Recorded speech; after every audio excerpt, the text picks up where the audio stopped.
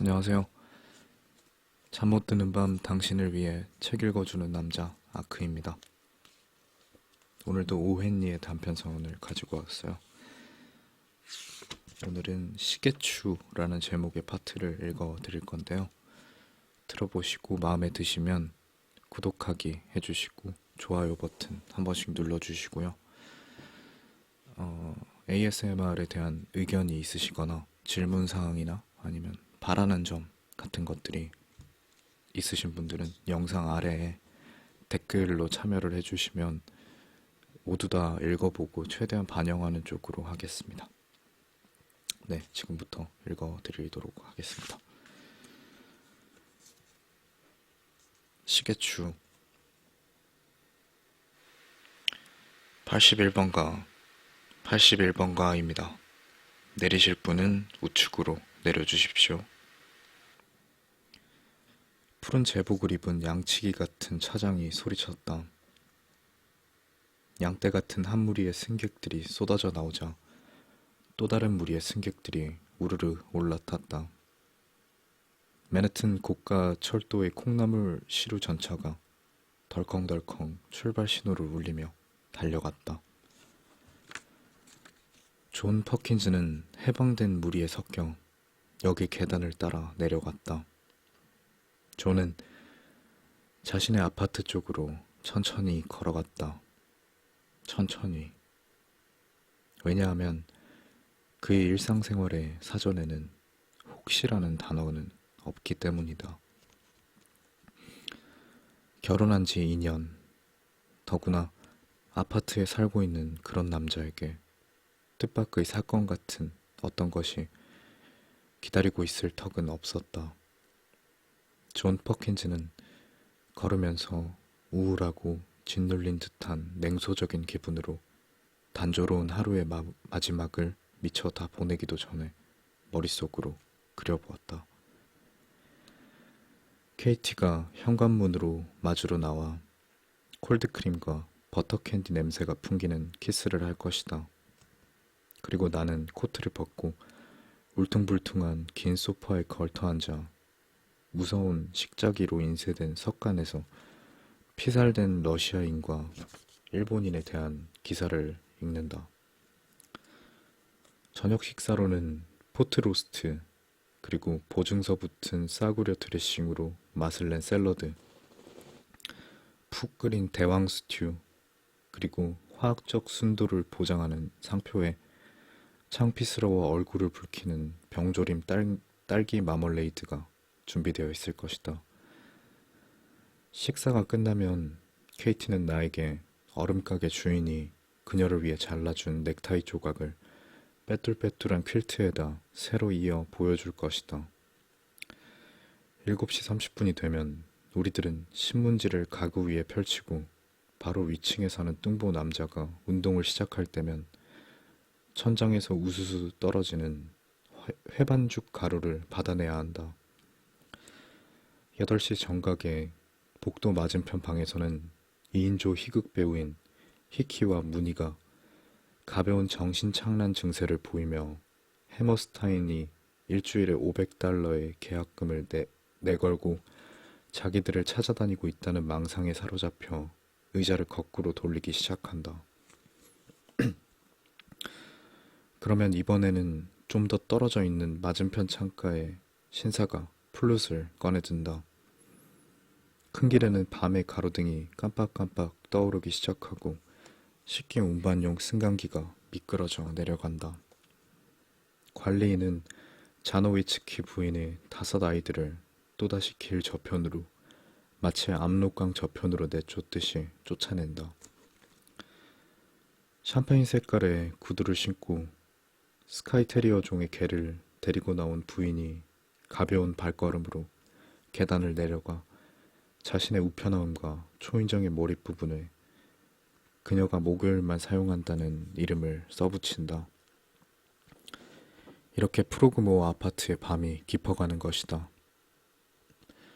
존 퍼킨즈는 이러한 일들이 일어나는 것을 모두 알고 있었다. 계속해서 또 8시 15분이 되면 그는 용기를 내서 모자를 잡으려고 손을 뻗친다. 그러면 아내가 불평 섞인 말투로 이렇게 말을 할 거라는 것도 잘 알고 있었다. 당신 도대체 어디 가는 거예요? 말해봐요. 매클로스키 집에 잠깐 가서 녀석들이랑 당구 한 게임만 치고 올게. 그는 이렇게 대답할 것이다. 최근에는 이러한 것이 존 퍼킨즈의 습관이 되어버렸다. 그는 10시나 11시가 되면 집에 돌아온다. 케이티는 때로는 먼저 자는 일도 있고 또 때로는 분노의 용광로처럼 몹시 화가 나서 결혼이라는 단련된 강철의 사슬에서 조금이라도 금박을 벗겨내려고 잠을 자지 않고 기다리는 일도 있었다. 이러한 일에 대해서는 큐피드가 프로그모 아파트에 그의 희생자들과 함께 재판관 앞에 섰을 때 책임지고 대답해야 할 것이다. 그런데 오늘 밤 존 퍼킨즈는 자신의 집 현관에 도착하자마자 위와 같은 극히 평범한 생활에 대한 변화가 생겼다는 것을 깨닫게 되었다. 그에게 사랑스러운 달콤한 키스를 해주던 케이티의 모습은 보이지 않았다. 세 개의 방은 모두 불길한 전조를 띤 채 곳곳엔 그녀의 물건들이 나잡하게 어질러져 있었다. 구두는 마루 한가운데서 뒹굴고 있고 헤어드라이기와 머리 장식용 나비리본, 옷가지, 분가루 상자 등이 한데 엉겨 화장대나 의자 위에 어지럽게 널려 있었다. 이것은 평소 케이티가 하던 그런 식이 아니었다. 존은 케이티의 다갈색 웨이브 머리에서 빠진 머리카락이 뭉쳐져 있는 빗살 사이에 얽혀 있는 것을 보자 가슴이 철렁하고 내려앉았다. 뭔가 매우 다급한 일이 일어났든가 아니면 아주 화가 나서 나가버린 것임에 틀림없었다. 왜냐하면 그녀는 그렇게 빠진 머리카락은 항상 언젠가 그것들을 한데 모아 남들이 부러워할 만한 부인용 가발을 만들려고 벽난로 선반 위에 작은 파란 화병 속에 소중하게 간직해두고 있었기 때문이다. 그런데 그때 접혀진 종이 쪽지 하나가 가스등의 끈으로 묶여 매달려 있는 것이 눈에 들어왔다. 존은 그것을 손으로 잡아떼었다. 그것은 아내가 황급히 적어놓고 간 메모였다. 사랑하는 존에게 방금 어머니가 중병이라는 전보를 받았어요. 4시 30분에 기차를 타려고 해요. 내 동생인 샘이 역으로 마중 나온다고 했어요. 냉장고에 차가운 양고기 요리가 있어요. 어머니의 후두염이 재발된 것이 아니었으면 좋겠네요. 우유 배달원에게 50센트를 지불하세요. 지난 봄부터 어머니 후두염이 다시 악화되었거든요. 가스요금일로 가스회사에 편지 쓰는 거 잊지 마세요. 빨아놓은 당신의 새 양말은 맨 위에 서랍에 들어있어요. 내일 다시 편지할게요. 바빠서 이만. 케이티로부터. 결혼 생활 2년 동안 그와 케이티는 지금까지 단 하룻밤도 떨어져 있어 본 적이 없었다. 존은 어찌할 바를 몰라 당황하며 몇 번이고 급하게 갈겨 쓴 쪽지를 읽고 또 읽었다. 전에는 단 한 번도 달라진 적이 없었던 틀에 박힌 생활에 균열이 생긴 것이다. 그는 그저 망연자실하게 서 있을 뿐이었다. 방 안에 있는 의자의 등받이에는 그녀가 항상 식사를 준비를 할 때 입는 검은 물방울 무늬에 빨간 실내복이 벗겨진 허물처럼 가련하게 마구 구겨져서 아무렇게나 걸려 있었다. 그녀가 서둘러 나갔기 때문에 다른 옷가지들도 여기저기에 휙 던져진 채로 흩어져 있었다. 그녀가 즐겨 먹는 버터볼의 작은 종이 봉지도 끈이 풀린 채 그대로 나뒹굴고 있었고 기차 시간표가 길고 네모나게 잘려나간 신문지가 마루 위에 펼쳐져 있었다. 방 안에 있는 물건 하나하나가 전기를 잃고 혼과 생명이 없어진 상실에 대해서 말해주고 있었다. 존 퍼킨즈는 가슴이 뻥 뚫린 듯한 황폐함을 느끼며 죽어있는 유해 속에 꼿꼿하게 서 있었다. 그는 먼저 방을 가능한 한 깨끗하게 정리하기 시작했다. 죄송합니다. 그녀의 옷을 만지자 무언가 공포와도 비슷한 전율이 온몸을 스쳐갔다. 케이티가 없는 생활이란 도대체 어떤 것인가? 그는 한 번도 생각해 본 적이 없었다. 그녀는 이미 철저하게 그의 생활 속에 완전하게 녹아들어 있었기 때문에 그에게 있어서 아내란 호흡하는 공기와 같은 존재였다. 그런데 지금 아무런 예고도 없이 그녀는 떠나버린 것이다. 완전히 사라져버린 것이다. 마치 존재한 적이 없었던 것처럼 그렇게 완전히 없어져 버린 것이다. 물론 그것은 그저 2, 3일이거나 길어봐야 1, 2주면 끝날 것이다.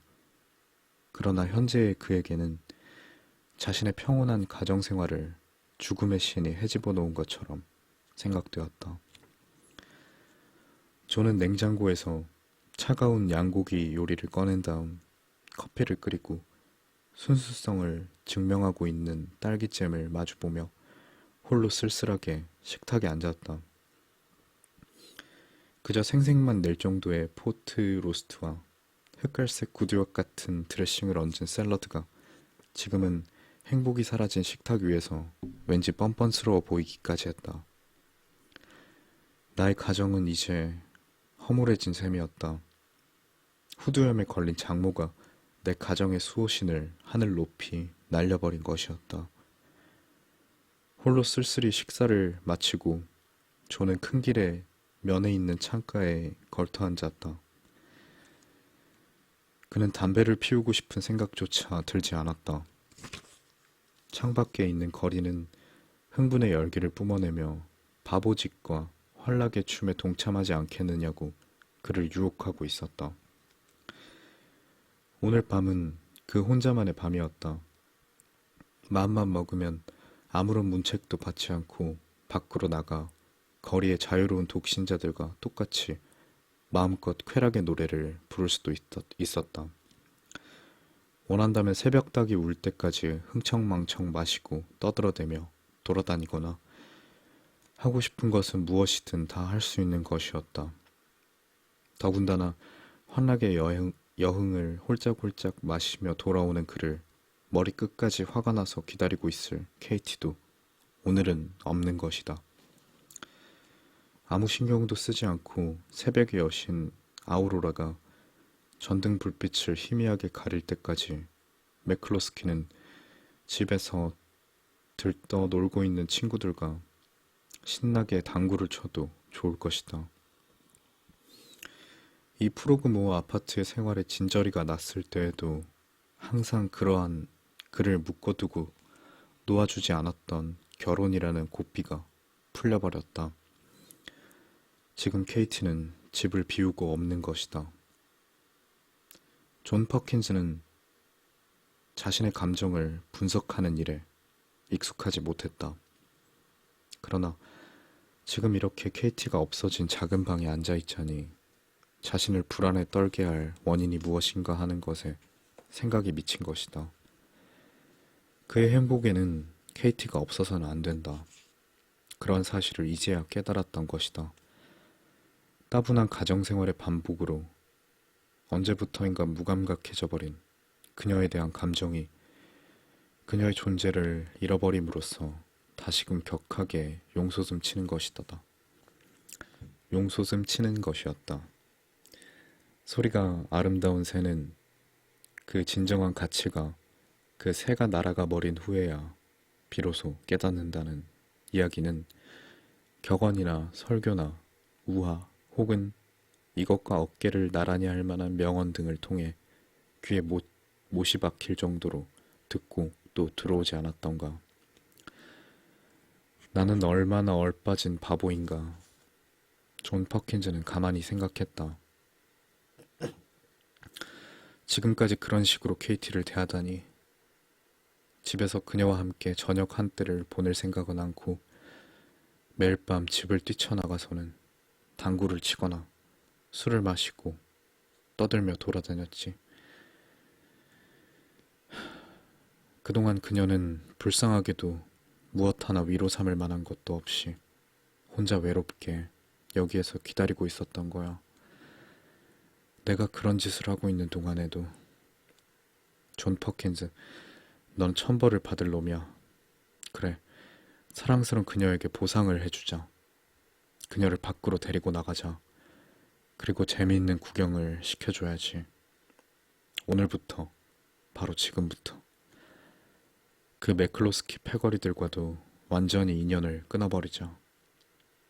지금도 창밖의 거리에는 시끌벅적하게 모모스 신의 뒤를 쫓아 환락의 춤판에 끼어들라고 존 퍼킨즈를 외쳐 부르고 있었다.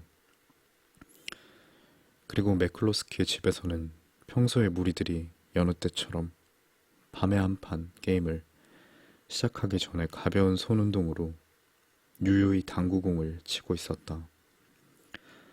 그러나 지금은 어떠한 환락의 길도 기분 좋은 큐소리도 케이트를 읽고 나서 과거를 뉘우치고 있는 퍼킨즈의 영혼을 유혹할 순 없었다.